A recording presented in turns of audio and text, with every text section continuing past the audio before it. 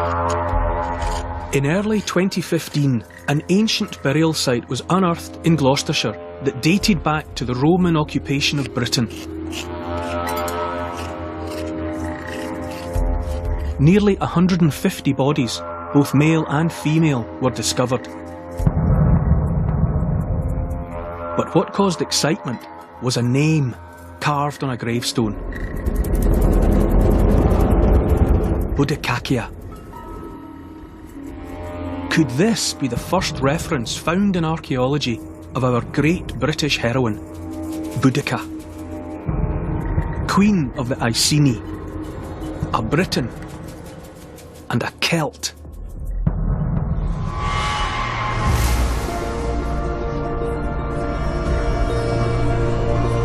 In Britain, we're never far from our Celtic past. The Celts seem to belong to a shadowy, wilder, more primal time than anything in more recent history.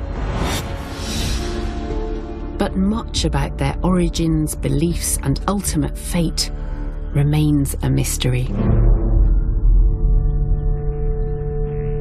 But a story etched in vivid colour is how these powerful tribal people battled for survival against their arch-enemy, the Roman Empire. From the first Celtic raiding parties that rampaged through ancient Italy, to Julius Caesar's campaign in Gaul, and the Celts' last stand under Britain's warrior queen, Boudica. One of the greatest cultural conflicts that still defines our world today and reveals Europe's most enigmatic ancient people.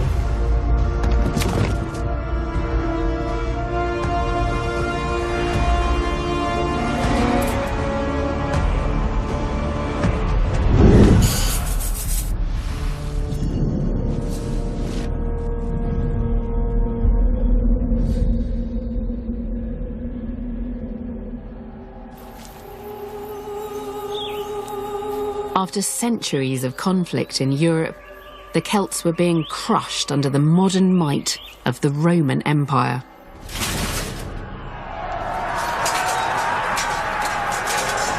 In 52 BC, Caesar and his legions finally defeated Vercingetorix, leader of the rebellion in Gaul.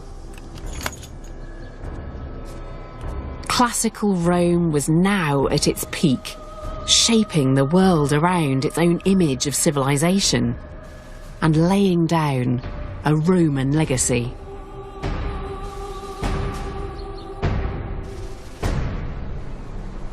But one place that Rome had not conquered was Britain. And in 43 AD, they launched a full-scale military invasion, and much of the south and east of the island became a province of Rome. Just 17 years later, in 60 AD, the Britons rose up against their imperial rulers in a wave of terror. This is the story of the last stand of the Celts. It's a tale of righteous rebellion.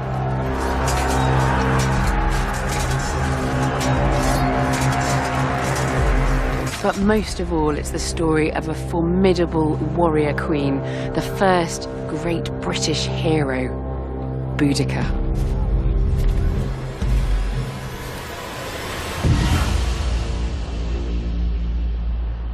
In 54 BC, Caesar had staged a short-lived invasion of Britain and seized lands in the southeast.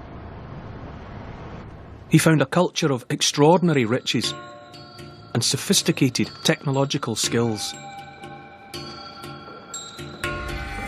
And some of the most amazing artefacts from that period can be found in the collections of the British Museum.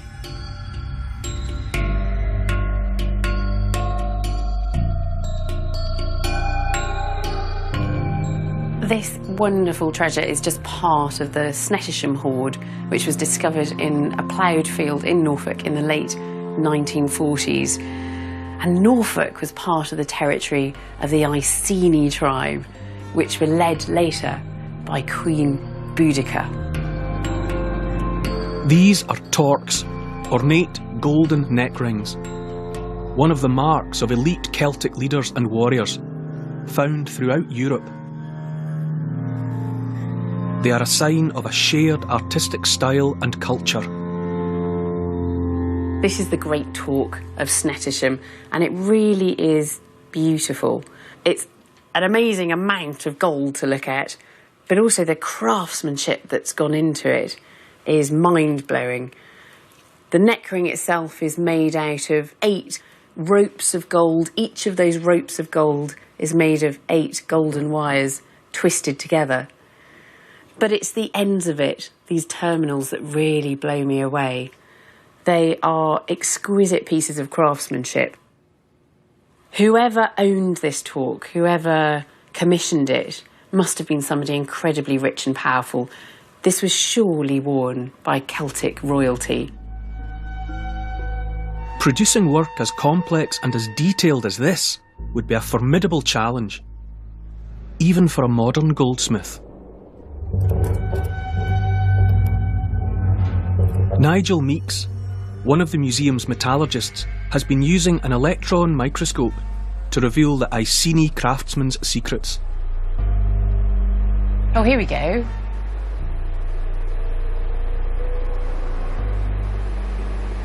It's just extraordinary. It's amazing detail. I thought this was fascinating because I wondered how this had been made. Because I looked at that and thought it was stamped, but it doesn't look like that here. It's not. It's very, very subtle. If you look at the individual components here, for example, these two here and those there, well, we can zoom in a little bit more. You can see little grooves of some sort. You chase the metal with a little hand, tap, tap, tap, tap, and that will give you the little ridges you see. Every time it moves a little bit, it makes a little groove there. I'm amazed at that because this is absolutely minute. I mean, if we think that this is 3 millimetres across here, yes, each one of these little gouges is, what, half a millimetre? Less than half a millimetre? Yes, that's right. And you know that each of those ridges is somebody hammering that tiny little right. chisel. This is the magic of metalwork. The great torque reveals Celtic craftsmanship at its peak. But an even more surprising result comes from studying the broken fragments of torques also discovered in the hoard.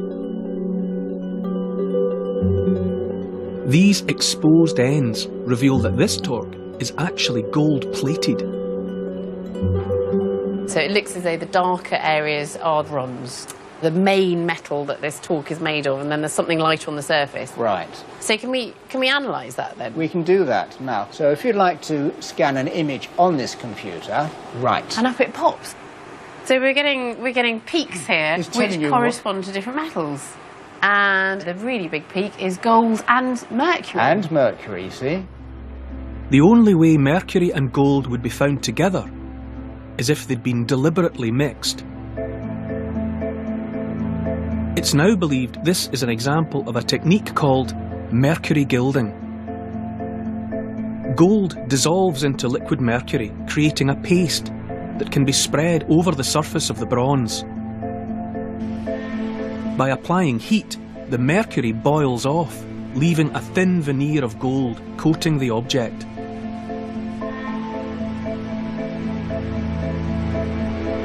But mercury ore is not found in Britain, and it's believed to have come all the way from Spain. As well as being extremely sophisticated craftsmen, the Iceni and many tribes like them had long enjoyed ancient trading links stretching along the Atlantic coastlines of Europe and into the Mediterranean world. So, when Rome invaded in 43 AD, despite being challenged in the north and west by the Brigantes, Ordoviki and Siluri tribes, in the south and east, tribes like the Iceni and Trinovantes put up little defence. Their leaders had long enjoyed luxuries of the Mediterranean world. This is Colchester in Essex. 2,000 years ago, it was a Celtic stronghold, the capital of the Trinovantes tribe, who actually welcomed the Romans when they arrived. In 43 AD, the Romans invaded and they marched through the southeast. And then, just a few weeks after that initial invasion, the Roman Emperor himself, Claudius, rode into Colchester to receive the surrender of the local tribes on the back of an elephant, if you believe the folklore. From now on, the Romans were in charge, and they made this place their capital. They called it Camulodunum, after Camelos, the god of war. The Romans would turn Camulodunum into a showcase of imperial power. Roman theatres and baths were built, and where the castle stands today, there was a huge temple dedicated to the Emperor Claudius. It was an advert for the exotic Mediterranean way of life that would be on offer to local tribes if they submitted to Roman rule. It showed the locals that as long as they complied with the Roman way of life, they would be allowed to prosper. They would enjoy the privileges and luxuries of Roman citizens as long as they submitted to certain economic demands from Rome, taxes, duties, customs. And crucially, the Celtic tribal leaders would become clients of Rome. They would retain some control over their kingdoms as long as they agreed to cede their territory to Rome when they died. It was this sly land grab that would trigger a sudden and unexpected uprising.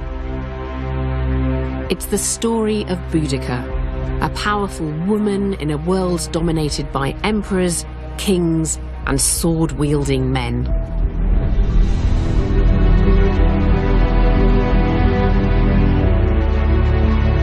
Victory for Boudica could have changed British history forever, leading to a very different heritage of the land we inhabit today. The red-headed, chariot-riding Celtic queen. Our image of Boudica is an indelible part of our cultural history. But the story of Boudica has grown much bigger than the brief references to her in Roman histories. Everything we know about Boudica and her Celtic rebellion comes from just a few pages of Roman writing. This is the Annals of Tacitus, which was written in the early part of the 2nd century AD. And when Tacitus was writing, this was about 50 years after the Celtic rebellion, he was writing about events that happened within his own lifetime. And the passages take us right to the heart of one of the most dramatic showdowns in British and Roman history. Boudica herself strides onto the scene following the death of her husband, the king of the Iceni, Prasutagus. Deep within Tacitus's annals, we read that the king of the Iceni, Prasutagus, a man renowned for long opulence, had made Nero his heir with his 2 daughters. According to Tacitus, Prasutagus was hedging his bets. He had acknowledged his obligation to Rome by leaving half his kingdom to the Emperor Nero. But he was also keeping the rest of his lands within the family that he bore with his wife, Queen Boudica. He was protecting the future of the Iceni.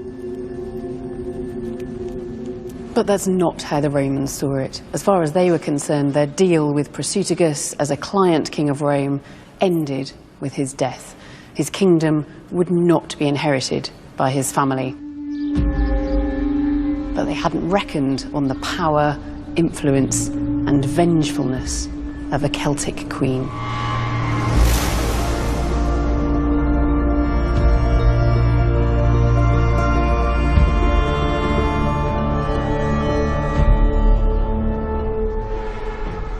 The story of Boudica is a compelling one, and it's partly because we just haven't heard about Celtic women from the Roman historians before. It's all been about the men, the warriors, fighting and drinking. And then suddenly onto the stage strides this incredible woman with flame red hair, prepared to take on the might of the Roman Empire. Not just a queen, but a true leader. Archaeological discoveries have revealed that powerful women have always played a part in Celtic society. The evidence for that can be found over 600 miles south of Iceni lands, near Stuttgart in Germany. 2005, archaeologists here started excavating the remains of an Iron Age burial chamber. To protect it from looters, the entire chamber was later removed from the ground in a single 80-ton block and driven to a specially built laboratory where it could be excavated securely. Within the mud, they discovered the remains of the grave's occupant, someone who lived 2,600 years ago. Hello, Nicole. Dr. Nicole Ebbinger-Rist is the project director. I can immediately spot some human remains anyway, so there's teeth and a skull there. Yeah. The teeth are better preserved than the bone, which is quite normal. Although even here we can see that they've been worn down during life, and you can see that the incisors there have been worn at the tips, and we've got the dentine exposed in a line there and exposed on the surface of the molars. So I would say that this is a young woman. Does that fit with your assessment so far? Yeah, because we know she's around 30 years old, so yeah. And we've got some bones of the arm just here. Yeah, it's the right arm. Pretty badly preserved actually, doesn't it? The woman became known as the Bethelboul Princess because within the mud, Nicole and the team found more than just human remains.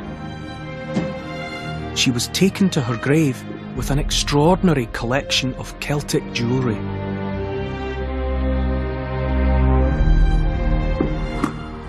And it's gold. 2,600 years old. Look at that. Beautiful. So she had a pair of these beautiful brooches, these fibulae. Laying on her shoulders, one on the right side and the other one on the left side. Now, these are my favorites. Beads. Gosh, it's incredibly fine work, isn't it? Amazing to think they're doing this with no lenses either. They haven't got magnifying glasses or anything like that. Presumably, this means that she was an incredibly important person, an extremely high-status woman. 650 years before Boudica, this burial reveals not a Celtic warrior, but a woman of power.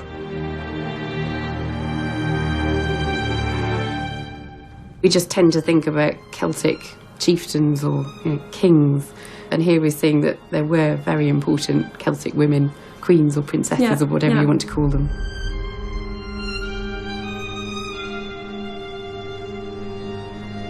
According to Tacitus, Rome was dismissive of the will of the dead king Prasutagus and the respect due a grieving queen.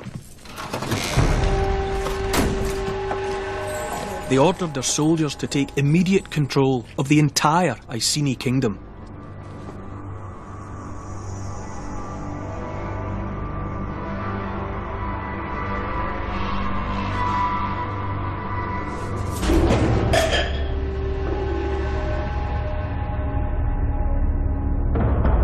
When Boudica objected, the Romans were quick to show they were in charge.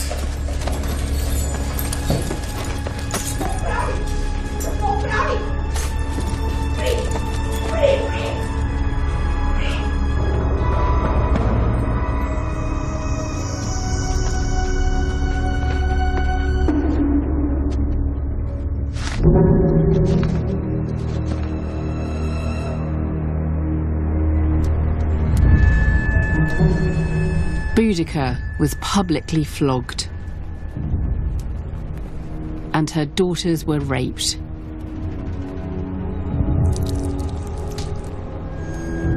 A dispute over inheritance had developed into a demonstration of imperial power through an act of brutal humiliation.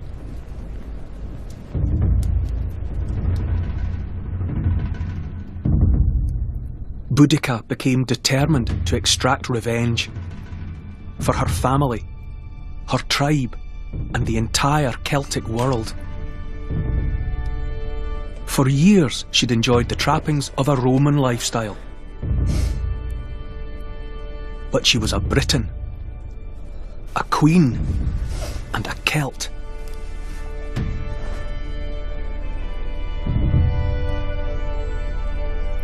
To restore Iceni pride and reclaim its ancestral lands, a Celtic rebel army would have to take on the most powerful military force on the planet. Our history rested on a knife edge as Britain faced the possibility of a very different, very Celtic future.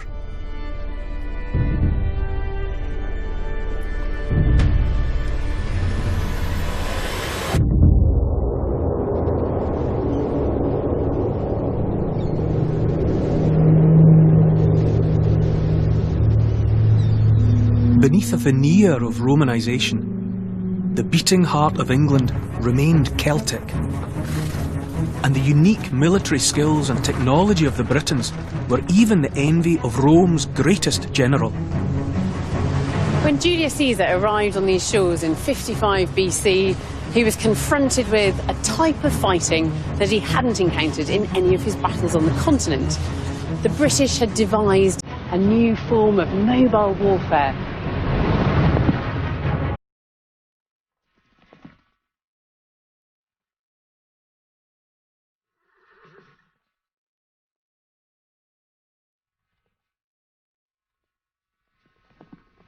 What an amazing sight. This is wonderful. I'd like to think that just over 2,000 years ago there were Iron Age people doing the same thing, practising with their chariots on this beach.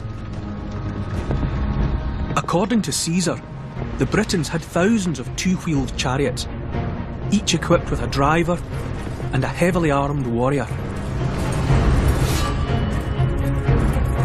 The speed and versatility of these machines was enough to send fear and panic through the ranks of their enemy. This replica has been faithfully built for us, based on images of war chariots and using materials we know could have been used at the time. Riding in it is Mike Loades, an expert on ancient warfare. Caesar tells us that the first thing that happened is the warriors would bring their chariots across the Roman front line and hurl their javelins at them. Now you see, if we were galloping along, I really need to brace myself because I'm hands-free. These look like a random shape, but my knee fits in here, and on the opposite side of the chariot, my foot is against that strut, so I'm really wedged in here in quite a stable way. This is the great thing about experimental archaeology, is that as soon as you actually put it together and you jump on it, it informs and start you of using how it, it's used. Yeah, absolutely. Yeah. So was this the main function of the chariot then? They're throwing spears from the chariot, that's their base? That's their first stage. That is their gesture, that's their war dance. Then what happens is the chariots come back, and then they take the warrior in, and the warrior dismounts for hand-to-hand fighting. Yeah. And that is draining. You can't do that for more than a few minutes. Then the charioteers would come in, and you hop on like a number 37 bus, and away you go to get a breather, and somebody else comes in and takes over the work. It shows us that the Celts really understood troop rotation. It shows us how sophisticated they were as a military organisation. I really want to go. Can I have a go? You can. You can. I think you'd better put that on.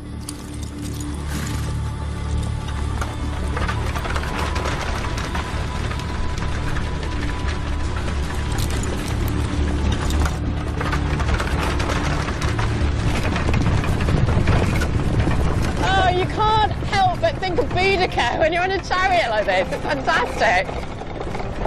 Riding into battle against the Romans. The creak of the harness, the ringing of the bronze. This was the sound of the Celts going to war.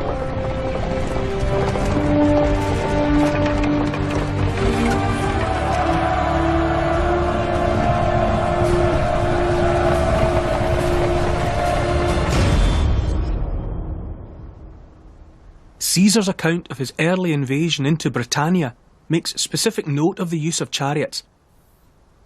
But the Britons were also famed for another deadly battle tool. Celtic longswords and their scabbards, patterned with intricate symbolic designs, were the prized possessions of elite warriors. And in the hands of an expert, this is a fearsome weapon.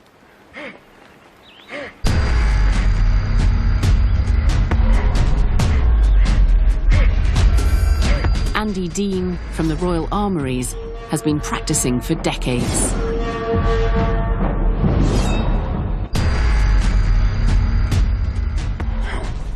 That does look like a great deal of hard work.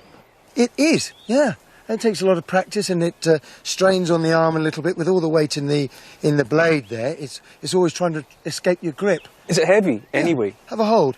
I mean, 3 and a bit pounds, but a lot of that weight is at this end. There's no counterbalance with these early swords. Right. So that's why it's wonderful to have these small grips. I think we've both got Celtic, marvellous small hands, and so it sits in there nicely. In practised hands, then, what kind of damage does this do? I mean... And I will hand it to you. Well, I mean, this is a good facsimile, a pig carcass. It's very similar to an adult human being. Now, this sword may well be able to slice through the whole carcass, certainly if you start with the spine and come through, but you've still got that thrust that would come through and out the other side fairly easily. And that's all she wrote. And, I mean, that wasn't any effort at all. And, of course, if with the cuts, I'm come down at an angle, the sword drawing through as it leaves. So it's not like it's not an axe. No, chopping. not at all. It's slicing. Yeah, you don't use it like a rounder's bat. You use it in a sort of drawing motion.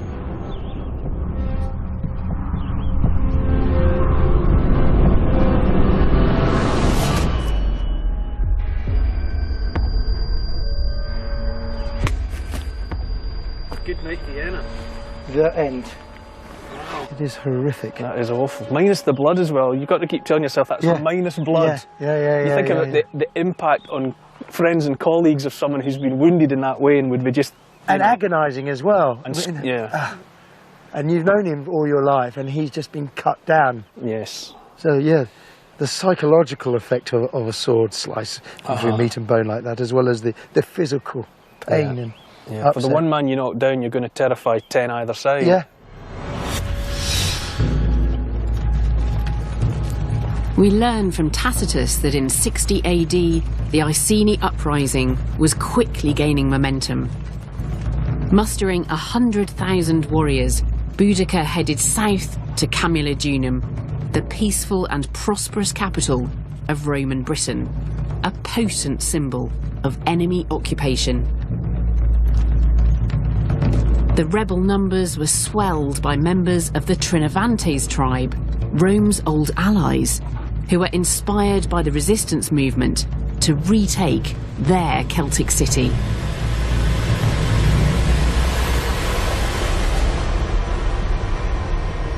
Boudicca waited until nightfall before attacking.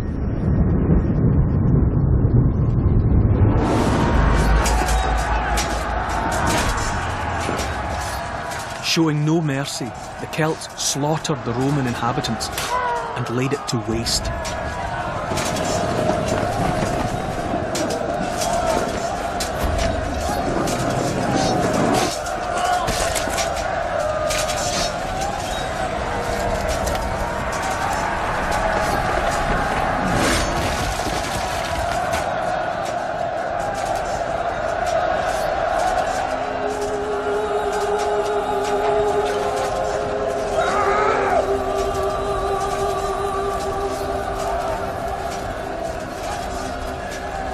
Now, 2,000 years later, archaeology is revealing the true extent of that attack and the widespread destruction as Camulodunum was razed to the ground. One set of recent finds is being conserved by Emma Hogarth. What exactly are we dealing with here? What we've got here is an assemblage of jewellery and coins. First of all, and most obviously, we have a pair of matching armlets. Fantastic. Stylistically, they're Roman. We're very lucky to actually have this small surviving earring, one of a pair with pearls on. Now, you say jewellery, is it all for a woman? No, we have gold jewellery and then there's the silver jewellery. And the silver jewellery, which consists of 2 matching armlets and this larger armlet and medallion, are the sort associated with the Roman military. This one has got a sort of hunt scene of panthers and a chase, and then with a central medallion showing Roman gods. The panther motif on it sort of suggests an award for valour. So are we talking about a soldier or a fighting man? At the time of the Boudiccan revolt, Colchester had become a town where Roman legions retired to, so the population was Roman legionaries and their wives who were hopefully wanting to enjoy a slightly quieter retirement after their military service. So it's veterans rather than active fighting men? That's what we assume, yes. Right. So potentially this is a legionary and his wife. This jewellery takes us back to a frightening reality. It's a unique window into what happened in one house to one Roman family almost 2,000 years ago. It seems that the jewellery had been hidden in a hastily dug hole in the kitchen. From charred pottery and carbonised figs and dates, we also know that the kitchen was set ablaze. What we're witnessing is a moment of sheer terror. It's such a vivid image, that idea of a couple or a family trying to find somewhere to hide valuables, perhaps while their home was already on fire around them. Yes, and it was done obviously in the expectation that they'd be able to retrieve them later, but unfortunately we know clearly they didn't.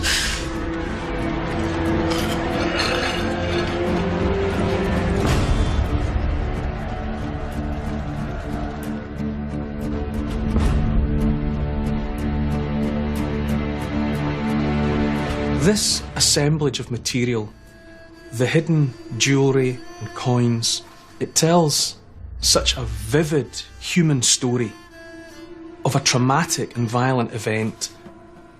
It's physical evidence, real forensic evidence of Boudica's attack on Camulodunum.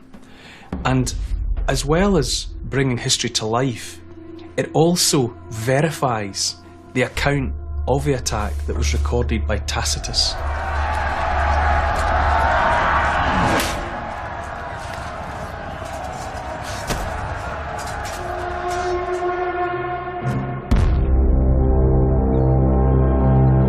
The reason Boudica had faced so little resistance in Colchester was because the bulk of the Roman army was busy extending its empire in the remote and hostile lands of North and West Britannia.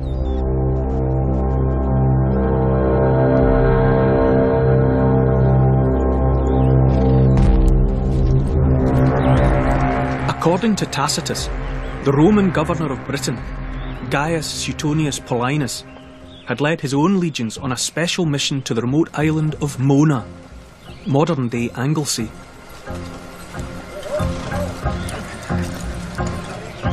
He was there to destroy the stronghold of the priests and power brokers of Celtic society, the Druids.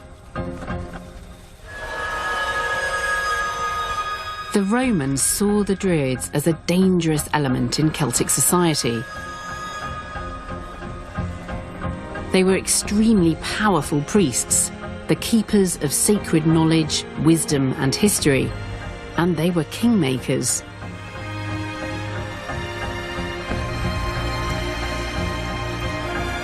The Druids were the spiritual glue that bound Celtic tribes together in shared belief.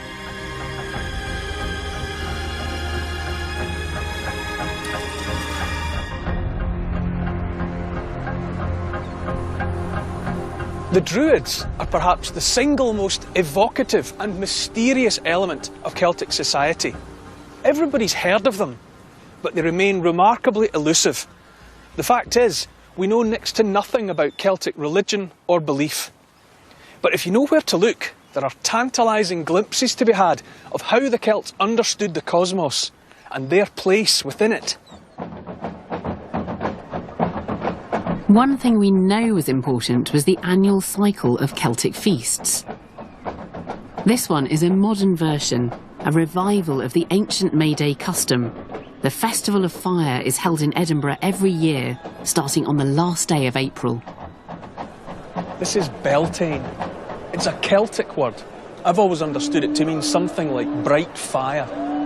Something like this has been happening at this time of year for a very, very long time. There are mentions of it in the Irish records and chronicles of the 10th century, but the chances are people were coming together to do something like this hundreds, if not thousands of years before that.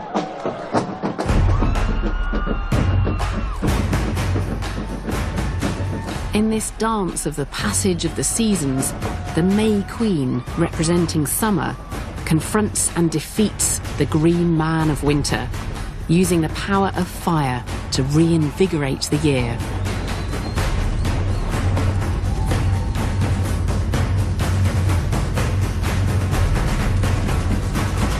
Beltane was just one of a number of festivals spread throughout the year. In order to plan these, the Celts needed an intimate knowledge of the seasons and astronomy.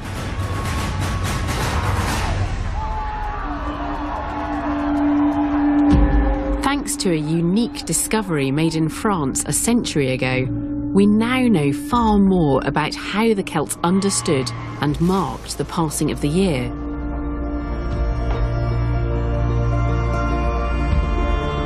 These are fragments of a tablet that some experts believe was created in Roman Gaul in the 2nd century AD to record ancient Druidic traditions banned by Rome. And this is a reproduction, a photograph of all that remains. The original was 1.5 metres across and 1 metre high. It was carved into a single panel of bronze. But all that survives are these fragments. It's a calendar, but it's not just any calendar. Each of the large words is the name of a lunar month in the Gaulish language, but spelt out in Latin letters. It represents a cycle of 5 years, broken into 16 columns. What we're seeing is the way in which the Celts made sense of their year and punctuated it with feasts, because close by the names of the months is the little word Evos, which means feast. We think that this calendar starts its year around here, where you see the word Mid-Sam. It's probably around the month of November. Soon after, you've got Evos, which means the feast at the end of summer. It's called Samhain in the Celtic world. We still celebrate it today, but we call it Halloween. Halloween has become a modern Day of the Dead festival, and the association with the macabre may go back deep into prehistory. 2,000 years ago, the Romans wrote about Celtic death rituals, including headhunting and human sacrifices performed by druids.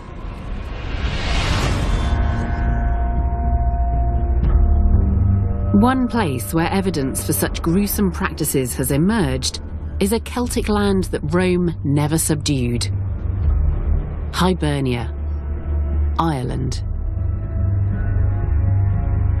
Wetlands like these were once sacred. And it's here that we still find the remains of ancient Iron Age beliefs and human sacrifice.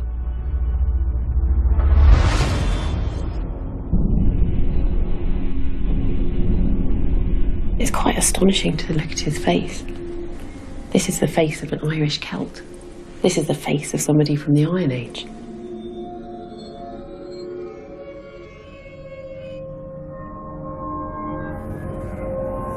It seems that he was hit in the face with a blunt instrument, an injury which could have knocked him out, could even have killed him. But there are more injuries to the back of his head, injuries that look as though they've been created by an axe.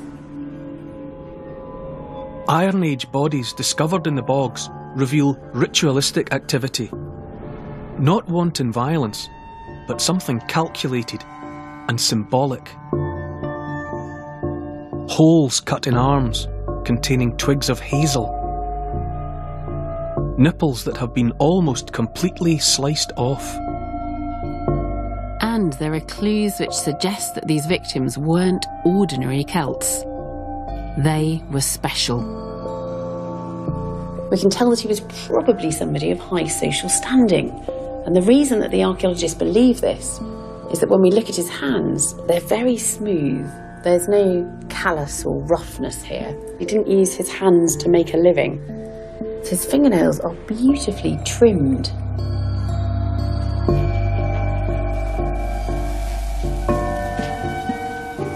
Archaeologist Ned Kelly has been studying bog bodies for 12 years, seeking out clues to Celtic ritual and beliefs. So this is the remains of Cashel Man. Cashel Man from County Laois, yeah. We think it's in fact the earliest fleshed bog body from anywhere in Europe. Why are they not just the bodies of murder victims who have been disposed of in the bog? Well, first of all, in ancient Ireland, bogs were sacred places. They were places where ritual practices took place. And we know that there was a form of ritual killing which was appropriate to the killing of a king. And I think the type of multiple injuries which occur on these bodies reflect that tradition.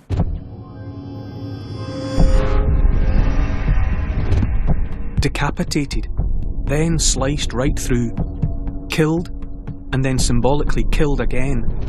This was a Celtic sacrifice of a chief or a king. And forensic archaeology is suggesting that such ancient rites were seasonal.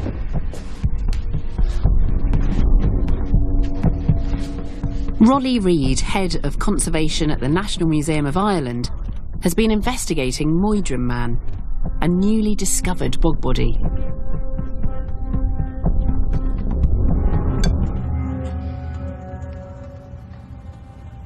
So, Rolly, what is this object that you have so carefully extracted from the innards of this bog body? We think that it's probably a sloe stone, and it's just come from this area here of the bog body. You can see there's a line of them. So all those little ovals are little sloe stones? Yes, that's right, and they seem to be following roughly the line of the large intestine. I mean, that's hundreds of sloes. Hundreds and hundreds of them. I've actually done a count of the X-ray. There's at least 300 there.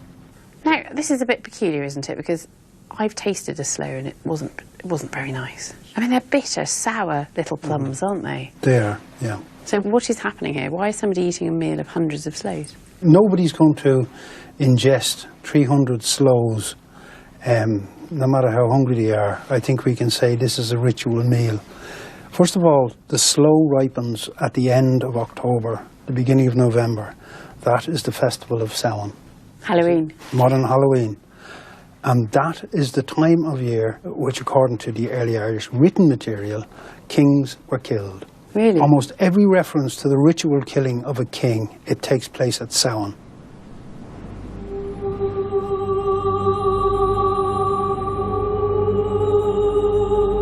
Scientific evidence from Irish bog bodies suggests that the Romans were right to be wary of the untamed lands to the west. Roman histories are full of lurid stories of bloodthirsty Celtic rites and human sacrifice, overseen by Druids. The Druids, they believed, were the embodiment of a brutal culture, people who encouraged insurrection and desired Celtic independence. No wonder Paulinus felt compelled to march to Mona, the island of Anglesey, to put an end to them. And he did, with ruthless efficiency.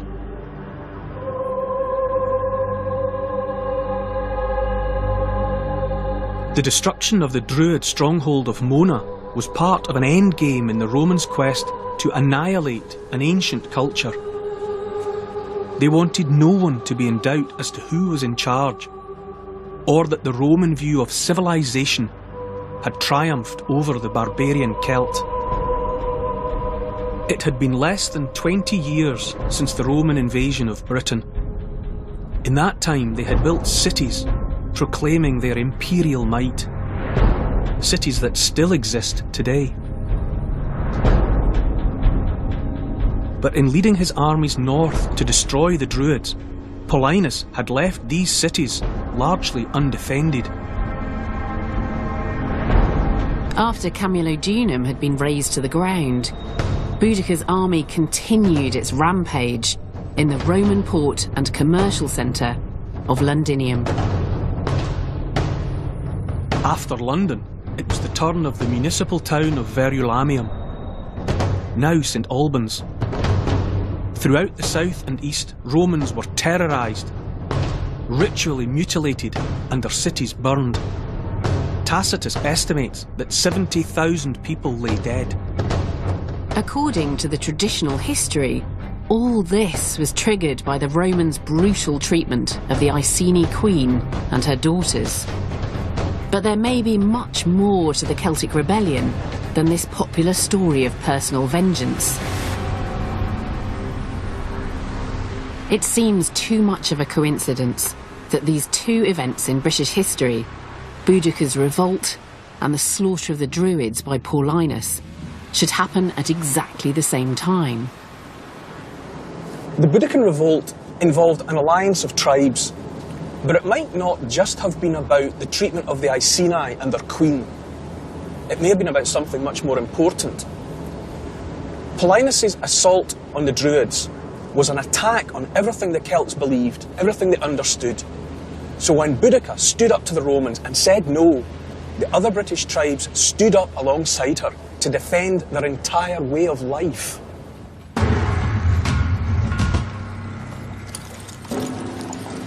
It wasn't until the Celtic insurrection was well underway that news reached Anglesey.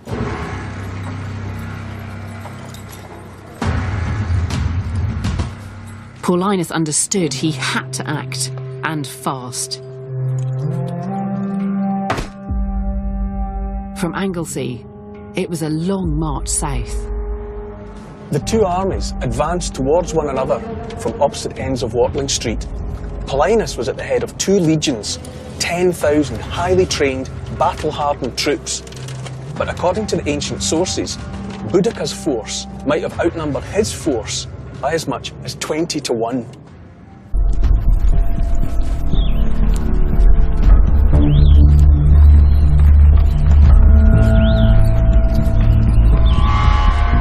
The scene was set for one of the most important battles in the history of our islands. At stake was the fate of Britain and the future of Roman rule in this outpost of their empire. The two powers met for a final showdown that today is known as the Battle of Watling Street. No one knows the precise location of the Battle of Watling Street, but one favoured location is here, on the slopes above Manchester, northeast of Birmingham. Ancient military expert Mike Loades has been studying the tactics of the battle. The only way Paulinus could stand a chance of facing a big army is in terrain like this. If he's got the smaller army, then his big fear is being outflanked and being attacked in the rear. Here, he's surrounded by trees. Woodland with thick bramble. Men cannot move quickly through there. Horses cannot move quickly through there. And we're told he was at the top of a slope, so he's got the advantage of height. The attacking army has got to work to come up the slope. It's much easier to repel them down the slopes. Tacitus tells us the Britons entered the battleground full of confidence. They massively outnumbered their enemy and knew that this was their chance to finally defeat the Romans for good. If beaten, the Romans knew they had little chance of escape.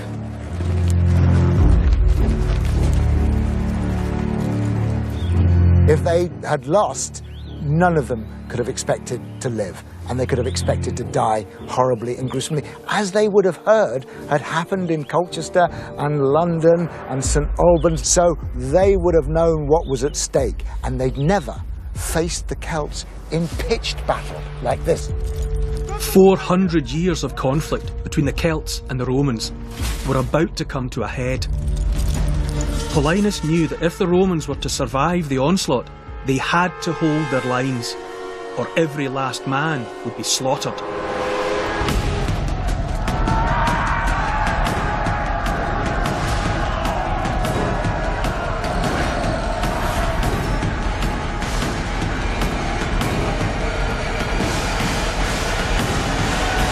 There's a wave of angry men. Angry big men. Okay. That shields a Celtic warrior, and that will have a similar momentum of a Celtic warrior rushing at you, and you get to kill him. I'm promising nothing. OK, Andy, bring it on.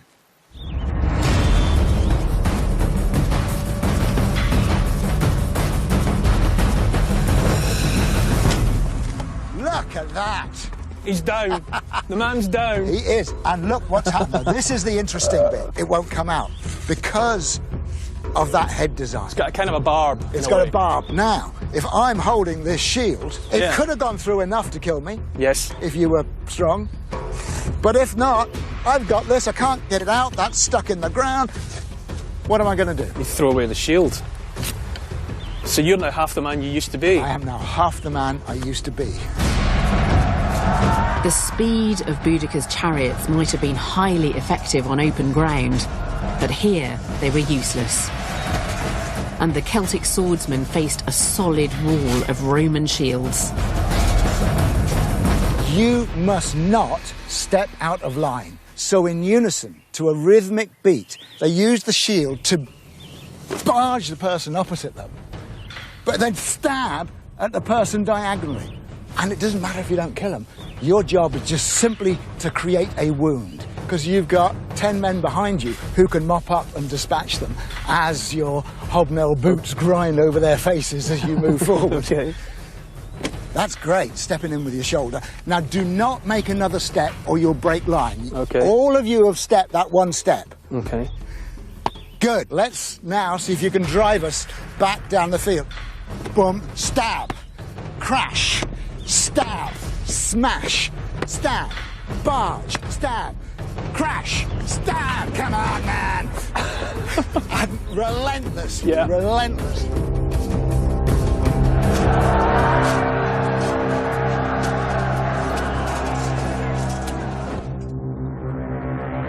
Tacitus tells us what happened next.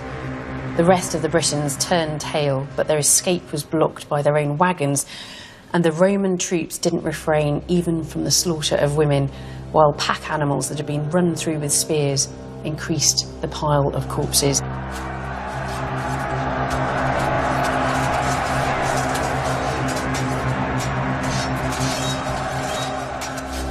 It's the triumph of mechanised discipline over individual warriors who, in those circumstances, had no opportunity and no prospect of doing what they had spent their lives training to do, which was be individual fighters.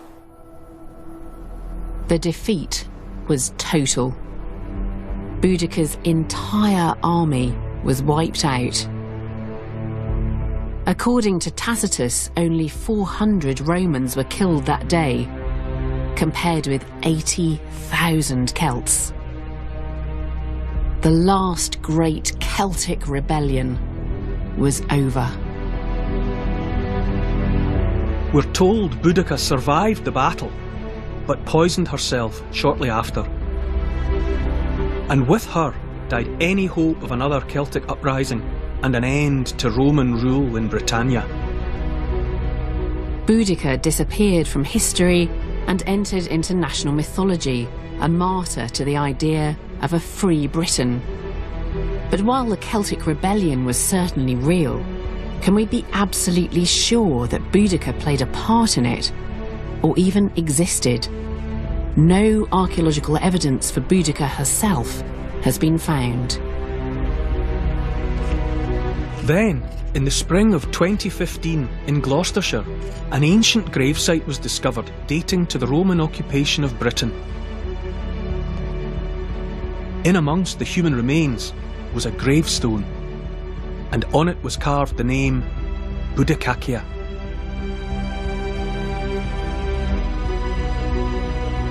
Underneath the stone lay a skeleton. Could this finally be evidence of Britain's great warrior queen? But the bones belonged to a man, and the myth of Boudicca continues to this day. After centuries of conflict, the military might of Rome prevailed, and almost all of the Celtic lands of Europe were swept up into the vast empire, crushed under the iron rule of the conquerors.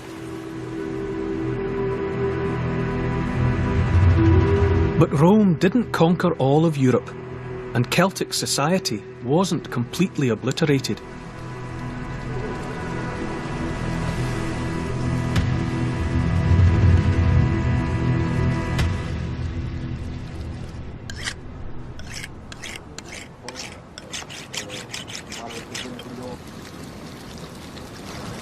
Neach tú go háir an téanúir chuneir? Á, níachas, nó.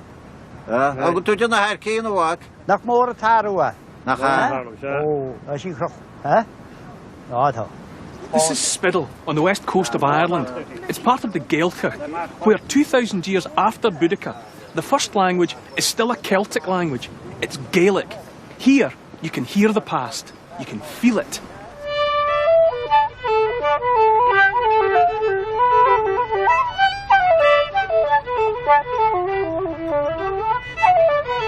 Across the fringes of Europe, in Ireland, Scotland, Wales, Brittany and Cornwall, the language of the Celts, their most important legacy, lived on.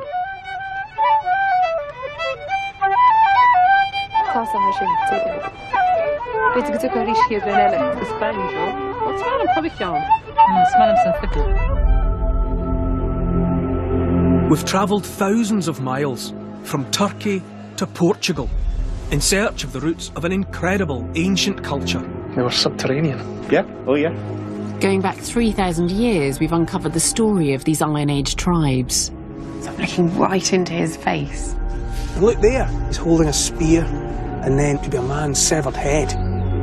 Who built the first great city north of the Alps and created astonishing wonders fabricated in the most intricate artwork. God, it's incredibly fine work, isn't it? Who were at the forefront of military innovation. It's a cutting weapon. It's a thrusting weapon. From swords to battle chariots. This was the sound of the Celts going to war. But if it wasn't for the classical historians, we might never have known who the Celtic people were and what their leaders achieved. How Brennus defeated Rome. How Vercingetorix defied Julius Caesar. And how Boudica reignited the spirit of Celtic rebellion. Together, we've discovered a remarkable story of our Celtic past. A culture that remains very much alive to this day. A Celtic spirit that burns deep within us as part of our world.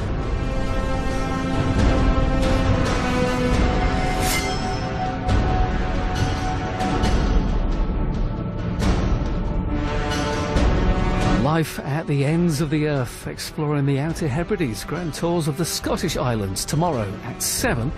Next round, Dara O'Brien didn't want you to see things you wouldn't hear on a science documentary. It's Mock the Week.